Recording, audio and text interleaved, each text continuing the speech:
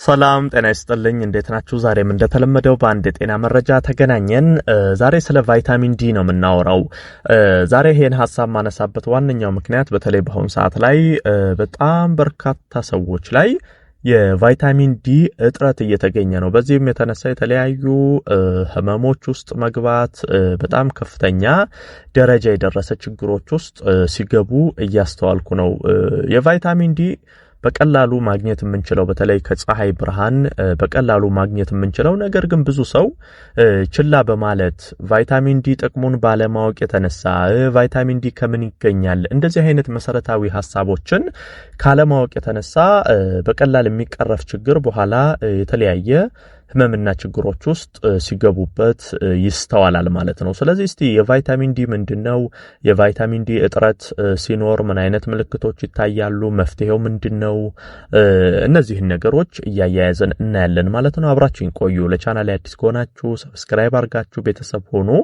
ይሄን መረጃም ላይክ ሼር እያደረጋችሁ ሌሎችም ጋር እንዲደርስና እንዲማሩበት እንድታደርጉ በክብር እየጠየቁ በቀጥታ ወደ ሐሳባችን እንግባ ስለ ቫይታሚን ዲ ስናወራ እንግዲህ በዋናነት ማወቅ ያለባችሁ ቫይታሚን ዲ ሰውነታችን እንዲያመርት 3 የሰውነታችን ክፍሎች ትልቁና ዋናውን ስራ ይሰራሉ ጉበታችን ኩላሊታችንና ቆዳችን እንደነገርኳችሁ ቫይታሚን ዲ ትልቁን ቫይታሚን ዲ የምናገኘው ከፀሐይ ብርሃን ነው ይሄ ማለት ምንድነው አሁን ፀሐይ በተለየ ጠዋት ፀሐይ በጣም አስፈላጊ ነው አሁን ጠዋት ፀሐይ ስትሞቁ መጀመሪያ ቆዳችሁ የመጀመሪያውን ደረጃ የቫይታሚን ዲ ከፀሐይ ጨረር አማካኝነት ያዘጋጃል ከዛ በኋላ አብላልቶ ወደ ጉበታችሁ ይልካል ጉበታችሁ ቀጣዩን ስራ ይሰራና ወደ ኩላሊት ይልካል ኩላሊት አብላልቶ ሰውነታችሁ ላይ ቫይታሚን ዲ ይሰራል ወይንም ይመረታል ማለት ነው ስለዚህ ቫይታሚን ዲ በዋናነት ከፀሐይ ብርሃን እናገኛለን ቆዳችን ይቀበላል ጉበት ያብላላል ኩላሊት የመጨረሻውን ስራ ይሰራና እነዚህ 3 ክፍሎች ተቀባብለው ሰውነታችሁ ቫይታሚን ዲ እንዲያመርት ያደርጋል ሌላኛው ቫይታሚን ዲ ምንድነው ጥቅሙ አሁን ሰውነታችን ውስጥ ቫይታሚን ዲ ባይኖርስ ቫይታሚን ዲ መኖሩ ምንድነው የሚያደርገው ነገር የሚለው በጣም መታወቅ አለበት ማለት ነው ስለ ቫይታሚን ዲ ስናወራ በተዘዋዋሪነት ስለ ካልሲየም እናነሳለን ምን ማለት ነው ካልሲየም ለሰውነታችን እንዲሰራጭ የሚያደርግልን ቫይታሚን ዲ ነው ይሄ በጣም መታወቅ አለበት ምን ማለት ነው ቫይታሚን ዲ ሰውነታችሁ ላይ ከሌለ ካልሲየም አንጀታችሁ ስር ዝም ብሎ ይጠራቀማል በኋላ በሰገራ ይወገዳል ካልሲየም ደግሞ ለሰውነታችን በጣም አስፈላጊ ነው ምክንያቱም ካልሲየም በተለይ ለአጥንታችሁ ጤንነት ለልባችሁ ጤንነት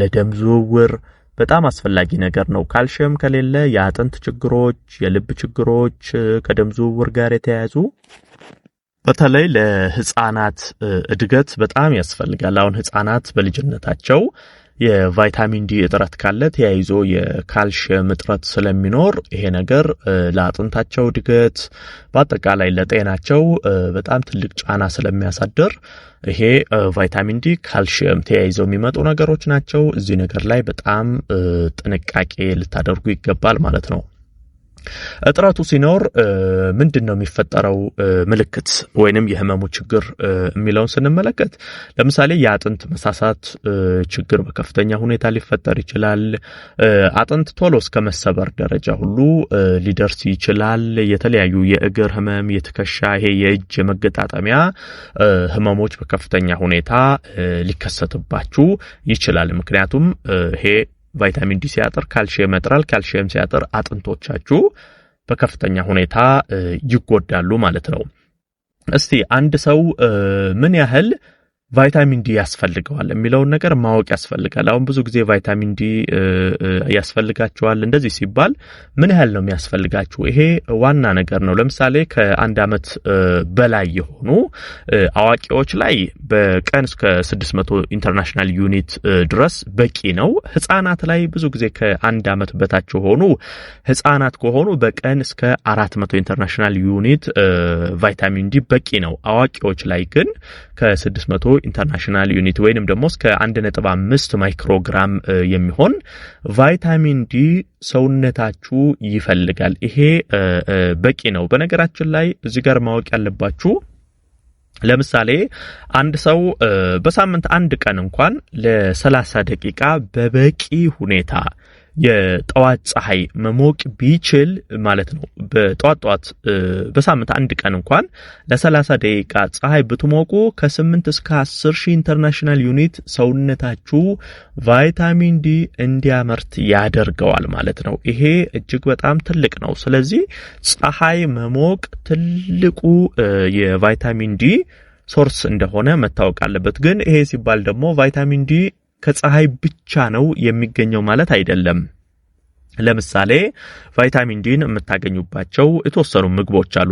የአሳ ዘሮች በተለይ የአሳ ስጋ በራሱ፣ የአሳ ዘይት፣ ቱና፣ እነዚህ ነገሮች ላይ ቫይታሚን ዲን ማግኘት ትችላላችሁ። ጉበት ላይ እንደዚሁም ደግሞ ኩላሊት ላይ የተወሰነ ቫይታሚን ዲ ልታገኙ ትችላላችሁ። በነገራችን ላይ ቫይታሚን ዲ በሰፕሊመንት መልክም እንደዚሁ ይገኛል። በተለይ የቫይታሚን ዲ ይዘት ያላቸው ምግቦችን ማግኘት የማትችሉበት ሁኔታ ላይ ከሆናችሁ፣ የፀሐይ ብርሃን እንደ ልብ ማግኘት የማትችሉ በተለይ አንዳንድ የውጭው ሀገራት ላይ በጣም ደመናማ ቦታዎች ላይ የምትኖሩ፣ ብርዳማ ሀገሮች ላይ የምትኖሩ፣ ፀሐይ ከስንት አንድ የሚወጣበት ይሄ እንደ ኢትዮጵያ እንደ ልብ በየቀኑ ፀሐይ የማታገኙበት ሁኔታ ላይ ስትሆኑ በመድኃኒት ወይንም በሰፕሊመንት መልክ ቫይታሚን ዲ ይገኛል። ያንን ወስዳችሁ መጠቀም ትችላላችሁ። እሱን በሳምንት አንድ ፍሬ ከወሰዳችሁ በቂ ነው። ለምሳሌ በሳምንት አንድ ፍሬ ብትወስዱ በተከታታይ በየሳምንቱ አንዳንድ ብትወስዱ ይሄ ሰውነታችሁ በቂ ቫይታሚን ዲን እንዲያገኝ ያስችላል ማለት ነው። ነገር ግን እዚህ ጋር ደግሞ አንዳንድ ማድረግ ያለባችሁ ጥንቃቄዎች አሉ። ለምሳሌ ቫይታሚን ዲ አስፈላጊ ነው ለሰውነት፣ ከልክ ሲያልፍ ደግሞ ጉዳት ሊያመጣባችሁ ይችላል። ምክንያቱም ቫይታሚን ዲ ሰውነት ላይ በጣም የሚበዛ ከሆነ ካልሲየም ተያይዞ ይበዛል። ካልሲየም ሲበዛ ደግሞ ሰውነት ላይ በጣም ከፍተኛ የድካም ስሜት ሊያመጣ ይችላል። ሽንት ቶሎ መምጣት ወይንም መሽናት፣ አንዳንዴም ባስ ሲል ማስመለስ፣ ውሃ ጥም፣ በከፍተኛ ሁኔታ ውሃ ጥም፣ እንደዚህ አይነትም ችግሮች ሊያመጣ ስለሚችል ቫይታሚን ዲ አስፈላጊ ነው ሲባል የትኛውም ነገር በልኩ ነው አስፈላጊ የሚሆነው። ማነስም የለበትም መብዛትም የለበትም። ስለዚህ በነገርኳችሁ መንገድ ቫይታሚን ዲን ማግኘትና ከተለያዩ የቫይታሚን ዲ እጥረት ከካልሲየም እጥረት ከሚመጡ ችግሮች ራሳችሁን ልትጠብቁ ይገባል ማለት ነው። ይሄን መረጃ ላይክ እና ሼር እያደረጋችሁ ለሌሎችም አጋሩ። ለቤት አዲስ የሆናችሁም ቻናሌን ሰብስክራይብ እያደረጋችሁ ቤተሰብ ሁኑ። የዛሬን በዚሁ አበቃው። በቀጣይ ቀን ደግሞ ሌላ ጠቃሚና አስተማሪ ሐሳብ ይዤላችሁ ዳግም የምንገናኝ ይሆናል። እስከዛው በያላችሁበት መልካም ጊዜ